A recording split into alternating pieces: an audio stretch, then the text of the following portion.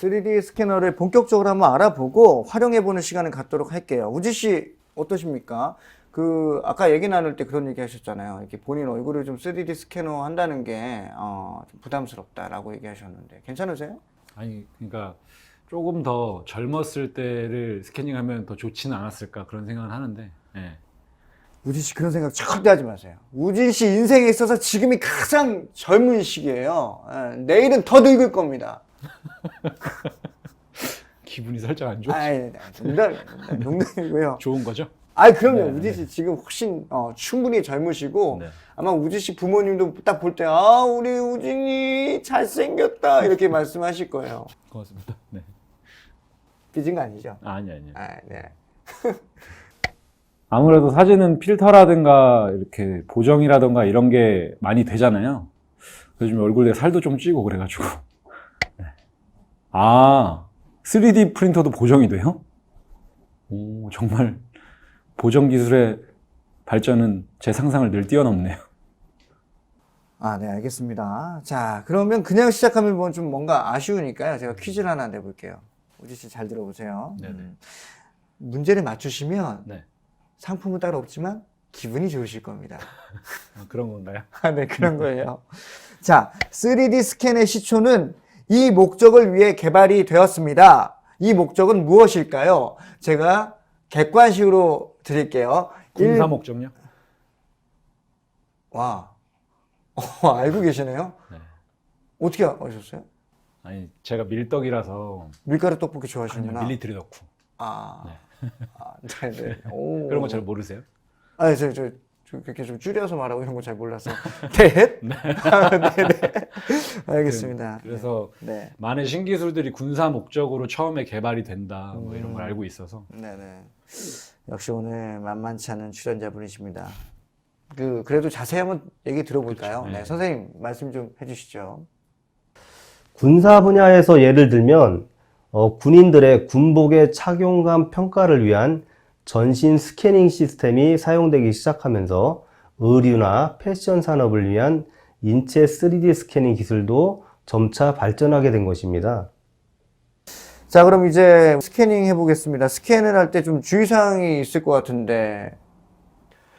네, 스캐너의 종류에 따라 다르긴 하지만 우선 조명이 중요합니다. 조명 상태를 확인해 줘야 되고요. 그리고 가급적 스캔할 때 안경이라든가 목걸이 같은 이런 보조 장치들은 빼어 주시는 게 좋고요. 그 다음에 스캔을 할 때 가만히 한 1, 20분 정도는 움직이지 않은 상태로 있어야 스캐너 했을 때 데이터가 올바른 데이터를 획득할 수 있는 것입니다. 3D 스캐너를 처음 접하시는 분들에게는 다소 어려울지 모르겠지만 요즘 나오는 3D 스캐너들은 상당히 사용하기가 쉬운 편입니다.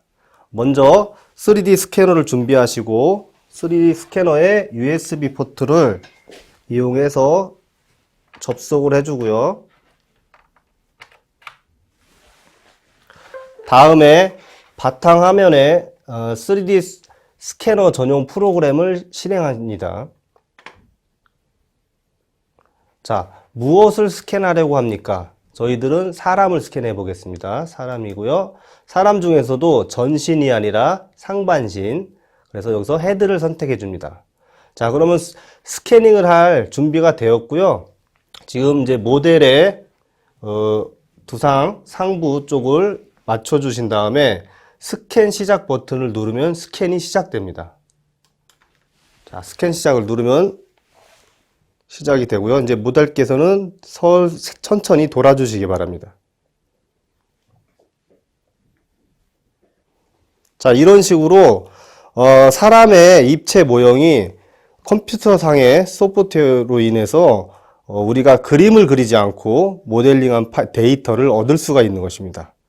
이 데이터를 가지고 보정 작업을 통해서 차후에 3D 프린터로 출력을 하게 되면은 나만의 리얼 피규어를 얻을 수가 있는 것입니다. 스캔이 완료되면은 스캔 중지를 누르시고 다음에 다음 버튼을 눌러주시고요. 자, 이렇게 다음 버튼 눌러주게 되면은 우리가 간단하게 스캔한 인물이 나오는데요. 스캔을 하게 되면 사람의 몸 속 보시는 바와 같이 뻥 뚫렸습니다. 속이 빈 사람이 아니라 스캐너는 인체의 내부까지 스캔해 주는 게 아니기 때문에 내부를 채워줘야 됩니다. 이거 채워주는 것들을 고형화 작업이라고 하고요.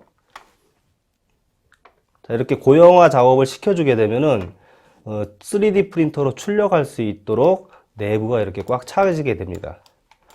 그리고 나서 3D 스캐너 프로그램이나 아니면은 그 전용 프로그램을 이용해 가지고 모델의 모습을 보정을 시킨 다음에 고해상도로 만들어서 이 데이터를 최종적으로 3D 프린터로 출력하기 위한 파일로 변경하는 것입니다. 너무 신기하네요. 어릴 때 우리가 갖고 놀던 장난감, 뭐 토이스토리 뭐 이런 거 갖고 전 그렇습니다. 지금도 가지고 놀아요. 아 진짜요? 와, 역시 만만치 않은 분입니다. 네.